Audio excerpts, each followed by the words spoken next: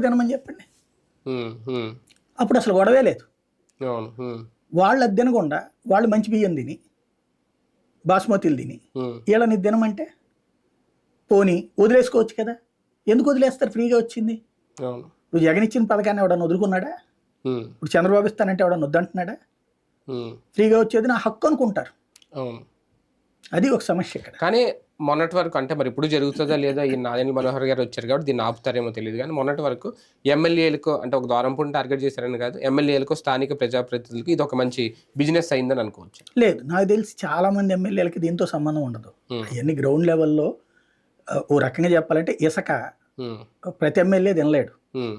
వాళ్ళకి అక్కడ ఉన్నటువంటి దాన్ని బట్టి నాయకుడు వాళ్ళ రాజకీయం దాని మీద ఆధారపడి ఉంటుంది. బియ్యం మీదన ఎమ్మెల్యేలకు ఎవరికేం డబ్బులు రాదు. దీంట్లో ఏంటంటే నేను చెప్పినట్టు ఆ సేకరించుకునేవాడికి ఇదివరకు అయితే కనుక పాపం వీళ్ళు తినేవాళ్ళు రేషన్ షాపులో వాళ్ళకి ఎంత వస్తుంది అనుకుంటున్నారు? అసలు దారుణమైన బతుకులు వాళ్ళే.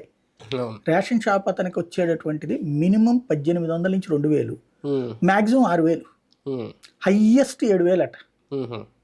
వాళ్ళకి ఇప్పుడు కాదు ఎన్ని సంవత్సరాల నుంచి అదే ఉంది. వాలంటీర్ కంటే తక్కువ జీతాలు తీసుకుంటున్నాడు. ప్లస్ మళ్ళీ వాళ్ళు ఎదురు డబ్బులు ఇవ్వాలి.